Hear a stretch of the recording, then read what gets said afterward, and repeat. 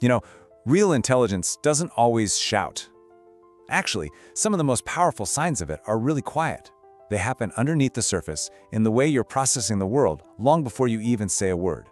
So let me ask you this. Have you ever been in a situation where you're just taking a second, choosing your words carefully, and someone assumes you're just being shy? If you're nodding along right now, then you're in the right place, because that quiet, calm, it just might be your biggest strength. So most of us have a kind of warped idea of what emotional intelligence, or EQ, really is. We tend to think it's about being super bubbly, outgoing, or just good with people. But what psychology tells us is that the real deal is often a lot quieter, and honestly, a whole lot more powerful. Yeah, pop culture really sells us this image of the loud, life-of-the-party type as the one with high EQ, right? All this chaotic energy and constant expression. But the reality? It's often the complete opposite. True emotional intelligence is all about what's going on inside, that calm, analytical, and self-regulated mind that's just taking it all in. And that brings us to the very first major sign. It all comes down to what I call the power of the pause. It's about what you do in that tiny, tiny little gap between feeling something and then acting on it. For most people, it's just an automatic reflex. But for the emotionally intelligent, well, that's where all the power is. So here's the key difference. Most people react instantly. Someone insults them or something frustrating happens and bam, instant reaction. But if your first instinct is to pause, to just process, you're not being passive. Your brain is actively choosing to respond with clarity instead of just adding to the noise. And there's actually a psychological term for this. It's called cognitive restraint. That pause isn't just empty space. It's a moment where your intelligence is hard at work, weighing all the outcomes and choosing the most effective way forward. Okay, next up, let's talk about how you see the world around you. Because high EQ isn't just about managing your own stuff, it's about having this unique lens that you see other people through.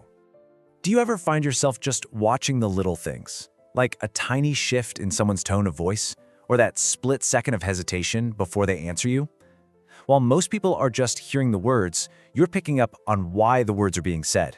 You're getting the whole emotional picture. This incredible ability is known as high interpersonal sensitivity. It's almost like you can read the hidden code in human interactions.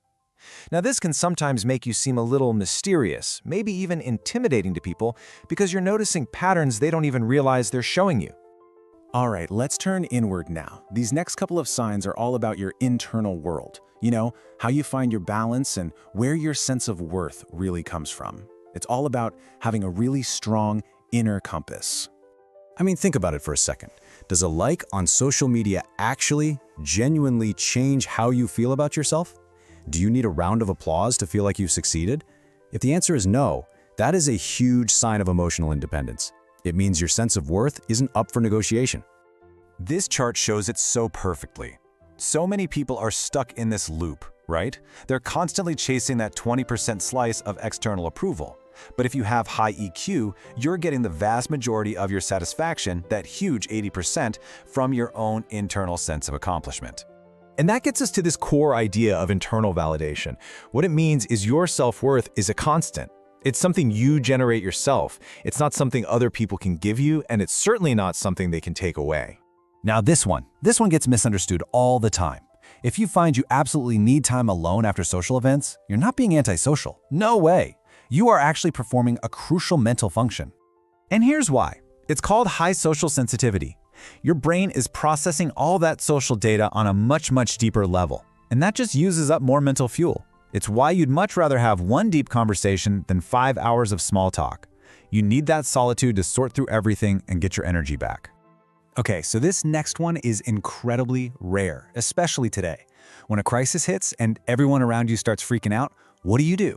If you find yourself actually getting more focused, you are operating at a seriously high level.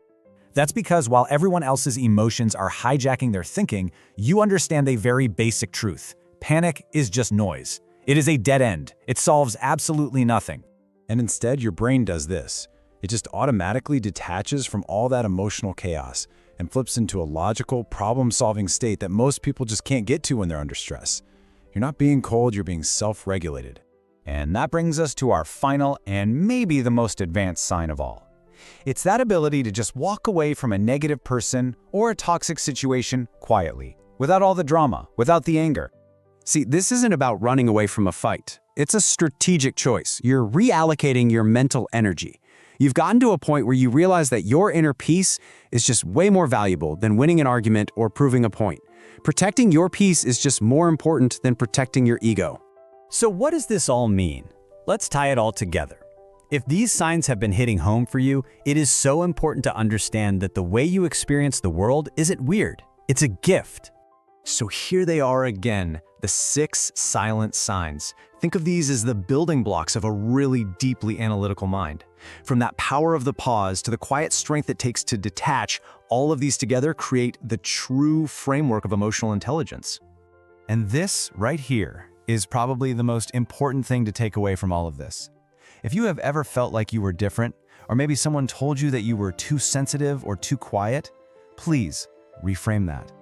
Your mind is just wired for a greater level of depth and awareness than most. So I'm just going to leave you with this question to think about. At the end of the day, emotional intelligence is really a choice. It's a choice to put your long-term peace over your short-term ego. So knowing that, what are you going to choose to protect today?